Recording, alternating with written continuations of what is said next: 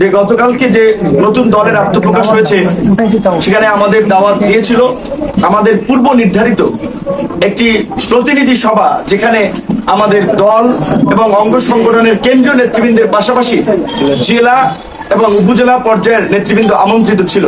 কাজেই সাংগঠনিক বিবেচনায় আমাদের সেটি গুরুত্বপূর্ণ ছিল। আমরা কিন্তু নতুন দলের বিষয়ে, তরুণদের রাজনীতিতে অংশগ্রহণের বিষয়ে সবসময় ইতিবাচকভাবে বলে আসছি, কিন্তু এই জুলাই গণঅভ্যুত্থানকে কেন্দ্র করে যারা রাজনীতি করতে চাচ্ছে তাদের অনেকে আমাদের সহযোদ্ধা সহকর্মী ছিল। আমাদের কিছু নৈতিক জায়গা থেকে, আদর্শিক জায়গা থেকে তাদেরকে আমরা সুপরামর্শ দিয়ে আসছি, আমরা ভবিষ্যতেও দিব।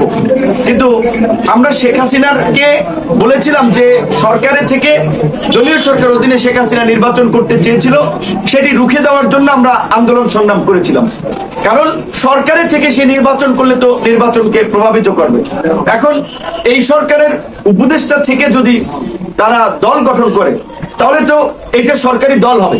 তাহলে আওয়ামী লীগের মধ্যে এই সরকারি দলের মধ্যে পার্থক্যটা কোথায়? গণ অভ্যুত্থানকে যেভাবে গুটি কয়েক ব্যক্তি কেন্দ্রিক গ্লোরিফাই করা হচ্ছে, কিংবা কাউকে বিশেষ ভাবে ক্রেডিট দেওয়া হচ্ছে, সেটা তো বাস্তবতা না।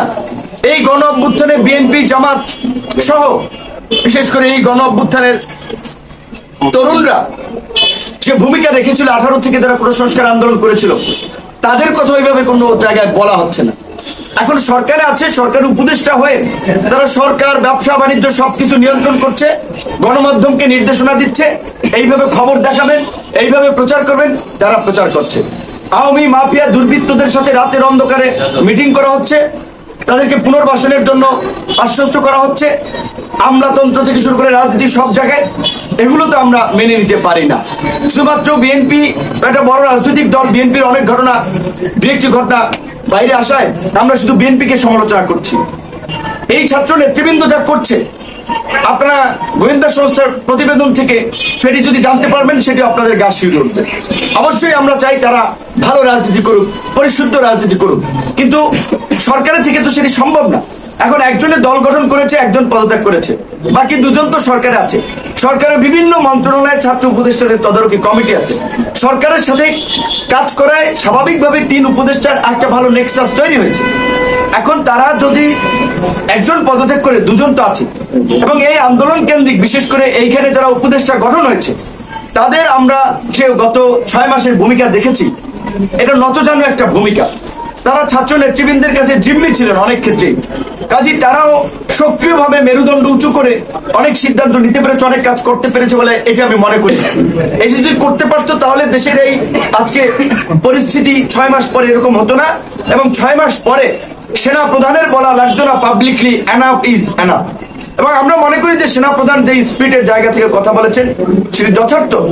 তিনি সংকটের আজ করতে পেরে কথা বলেছেন যে আপনারা এগুলো বন্ধ করেন, দ্রুত সময়ের মধ্যে নির্বাচনের দিকে হাঁটতে হবে। এছাড়া এখন আর গতি নাই। দেশি বিদেশি নানান ধরনের ষড়যন্ত্র হচ্ছে, বিভিন্ন এই ধরনের একটা খোলা অবস্থায় বিভিন্ন গোষ্ঠীকে ব্যবহার করা হচ্ছে।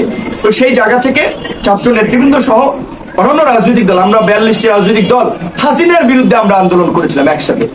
এখন অনেকে গিয়েছে, তারা সরকারে আছে, শুভেচ্ছা জানাতে আমরাও জানাই, এটা তো দোষের কিছু না। তবে আমরা মনে করি যে তাদের সরকার থেকে বেরিয়ে একটা সংগ্রামের মধ্যে দিয়ে গণ অধিকার পরিষদের তরুণরা যেভাবে 7-8 বছর উঠেছে, সেইভাবে তৈরি হওয়া দরকার। এখন তারা যদি, আমরা যেটা আওয়ামী লীগের আমলে বলেছিলাম না, আমাদেরকে কোটি কোটি টাকার অফার দেওয়া হয়েছে, সিটের অফার দেওয়া হয়েছিল, আমরা যাইনি সেখানে। যখন ওই জেনারেল ইব্রাহিম সাহেব কিংবা আপনার ওই শাহজাহান ওমরের মতো লোকেরা গিয়েছে, তখন আমরা বলেছিলাম যে শেখ হাসিনার সরকার রাজনীতিতে কোরবানির গরু, কোরবানির পশুর মতো কেনা বেচা করছে। এখনো তো তাই দেখছি। অনেক মানুষকে, যে আমাদের দুজন নেতা বা 2-1জনের কথা বললেন, তরুণ ছেলেকে যদি অফার দেওয়া হয়, তুমি ডিসি অফিসে সব তোমার অ্যাক্সেসে চলবে, তুমি কাজকর্ম করবা, তোমাকে এমপি বানানো হবে, 2-4 কোটি টাকা দিয়ে হবে, তুমি আমাদের সাথে আসো, সরকারের পক্ষ থেকে যদি এই অফার দেওয়া হয়, তাহলে তো তারা যাবে। যারা গিয়েছে তারা আবার ফিরে আসবে। অতীতেও যারা গিয়েছে তারা অনেক এসেছে। গণ অধিকার পরিষদ হাওয়ার উপরে কোনো তৈরি হওয়া দল না। রাজপথের ধারাবাহিক আন্দোলন সংগ্রামের মধ্যে দিয়ে জন আকাঙ্ক্ষার ভিত্তিতে তৈরি হওয়া দল, যেই দলের ত্যাগ অনেক রয়েছে এবং একটা প্রতিকূল সময় তারা তৈরি হয়েছে। কাজে এই দল আছে, থাকবে এবং ভবিষ্যতে এই দলই বাংলাদেশকে ইনশাল্লাহ নেতৃত্ব দিবে। সবাইকে দ্বিতীয় প্রশ্ন এক ভাই যেটা বলেছে সেটা একটু বলতে চাই, আবু সাঈদের পরিবার কথা। এই কথাটি আজকে কেন সাংবাদিকরা লিখবে কিংবা আবু সাঈদের ভাই দুঃখ প্রকাশ করবেন? এই দেশের যত গণ আন্দোলন হয়েছে সেই আন্দোলনের শহীদদেরকে নিয়ে ব্যবসা করা হয়েছে। আওয়ামী লীগ যেভাবে মুক্তিযুদ্ধের চেতনা নিয়ে ব্যবসা করেছে, এই গণ অভ্যুত্থানের ঠিকাদার দাবি করা কতিপয় ছাত্র নেতা এবং দু চারজন ব্যক্তি সংগঠন, তারা তাদের এই চেতনার ব্যবসা করেছে। তারা গণ অভ্যুত্থান আকাঙ্ক্ষার দল করবে, ভুক্তভোগী পরিবারকে নিয়ে দল করবে। বিএনপি অলরেডি তো একটা দল, এই দলে তো তাদের অনেক স্যাক্রিফাইস আছে।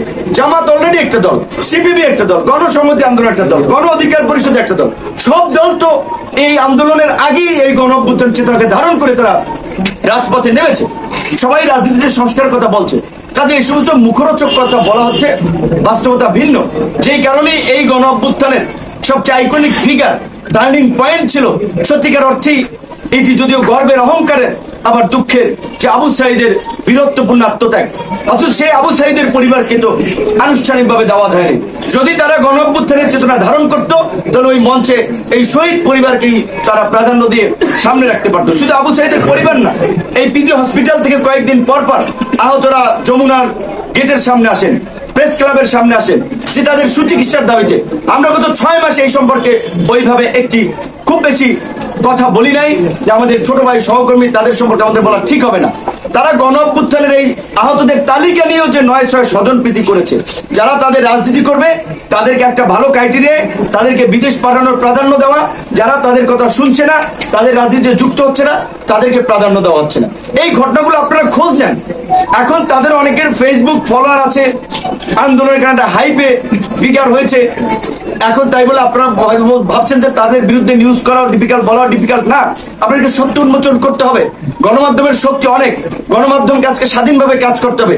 কয়েকদিন আগে যদিও আমরা দেখেছি বিভিন্ন গণমাধ্যম হাউসের লিস্ট ধরিয়ে দেওয়া হয়েছে, অমুককে চাকরিচ্যুত করেন, অমুকে এই তমুকে এইটা করার কে, যারা এই যে লিস্ট ধরিয়ে দিয়েছে। কাজে গণ অধিকার পরিষদের পক্ষ থেকে এটিও গণমাধ্যমকে এনশিওর করতে চাই, কোন রাজনৈতিক দলের প্রেসক্রিপশনে কোন গণমাধ্যম হাউস থেকে কোন কর্মীকে ছাঁটাই করা চলবে না। গণমাধ্যম কর্মীরা তাদের মর্যাদা সম্মান নিয়ে স্বাধীনভাবে কাজ করবে। গণমাধ্যমের মালিকরা যার যে হাউস ছিল সে সেভাবে চালাবে। যদি কেউ অপরাধ করে থাকে আইনগতভাবে তার বিরুদ্ধে পদক্ষেপ নেওয়া হবে। কিন্তু কাউকে টাকা দিয়ে পয়সা দিয়ে ম্যানেজ করে ব্যবসা করবে, চালাবে, প্রতিষ্ঠান চালাবে, এই ধরনের অনৈতিক পন্থায় যাবেন না, তারা রেহাই পাবেন না। ছাত্রদেরকে কিছু পয়সা দিয়ে যদি রেহাই পেতে চান, জনতা রুখে দেবে আপনাদের।